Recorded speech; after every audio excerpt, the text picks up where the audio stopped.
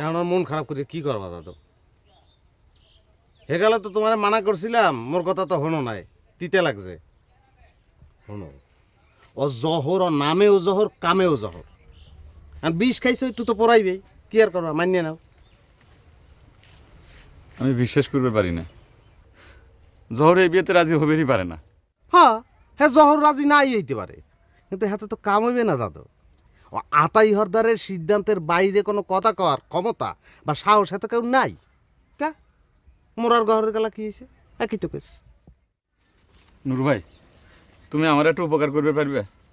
আমি সারা জীবন তোমার কাছে ঋণী থাকবো। দূর মেথো আর ডক করিও না, তোমাকে তো উপকার করতেইছে, তোমরা সেন বিশ্বাস করো না। তুমি জহরের একটা খবর দিবে পারবা?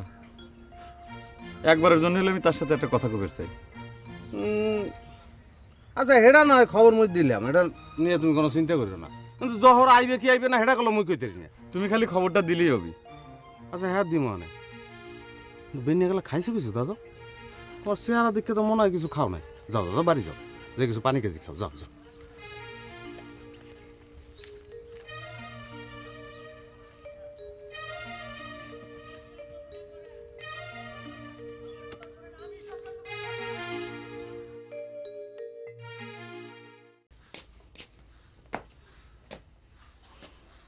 ভাত নিয়ে মাঝে তোমার ডাকতেছে, তোমার কানে কথা যাচ্ছে না? কি হয়েছে তোমার? শরীরটা খারাপ লাগতেছে? তোমরা যা খাই নাও, আমার এখন খাবার ইচ্ছা করতেছে না। কি হয়েছে তোমার? আমার কবে তো নাকি? কিছু হয় নাই, তুমি ফুফুক যায় কও, আমি এখন খাবো না। ভালো মানুষটা বাসি হাতে করে বাইরেলা, এখন চোখ মুখ লাল করে শুয়ে রইছো, আবার কষ্টেও কিছু হয় নাই। আমরা কি কিছু বুঝবার পারি না? তুমি ঠিক করে কও তো অন্তম ভাই, কি হয়েছে তোমার? বিরক্ত করে না তুমি এরকম? আমি তো কইলাম আমার কিছু হয় নাই। তুমি এখন যাও, আমাকে একটু একা থাকতে দাও।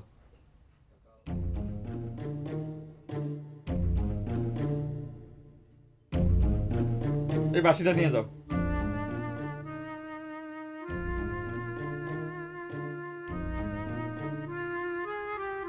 তোমার যা ইচ্ছে তুমি তাই করবে পারো, ইচ্ছে করলে এই বাসিটারে পুরো ফেলাই দাও, যাও।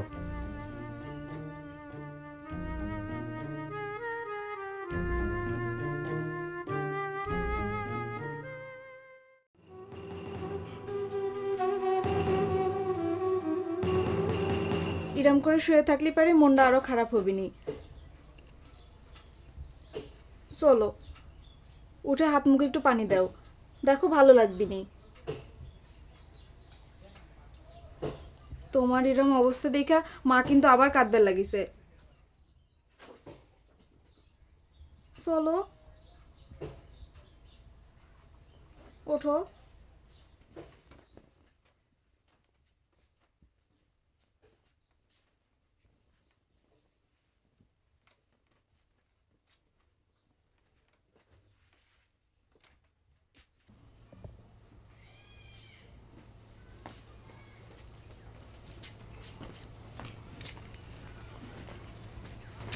হাত মুখে পানি দাও, দেখো ভালো লাগবে নি। ধরো আমি পানি নিয়ে আসি।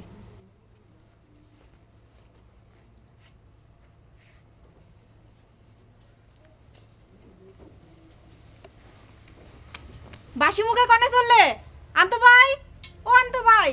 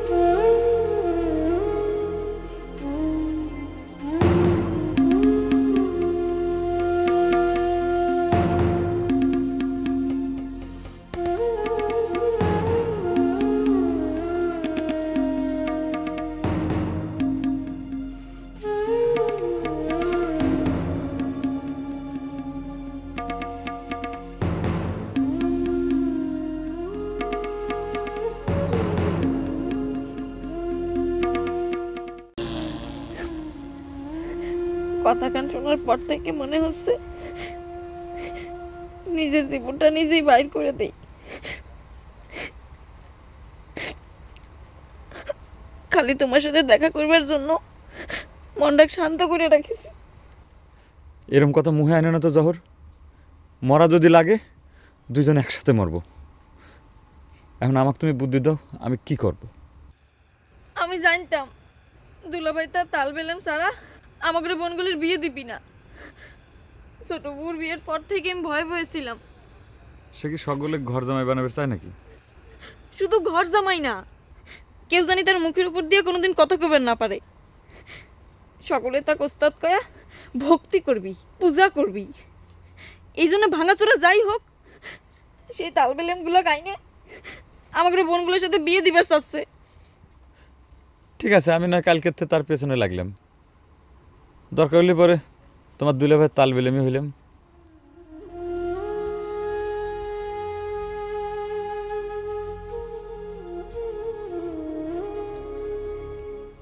আর তাছাড়া ঘর জামাই থাকতে আমার কোনো আপত্তি নাই।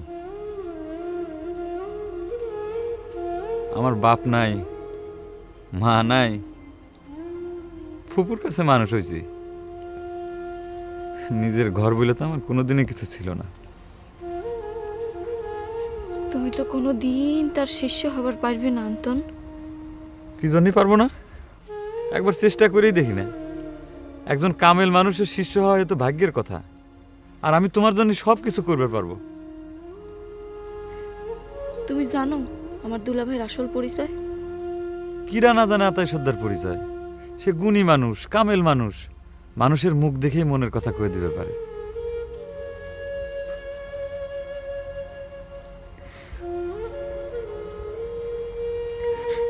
শোনো আন্তন, আমি তোমাকে দুলাভাইয়ের আসল পরিচয় খান কই। যদি আর কোনোদিন সুযোগ না আসে,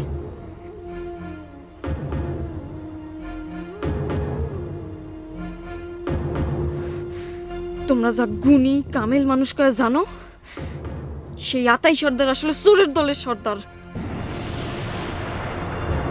আর তার শিষ্যরা সবাই এক একজন চোর। কি?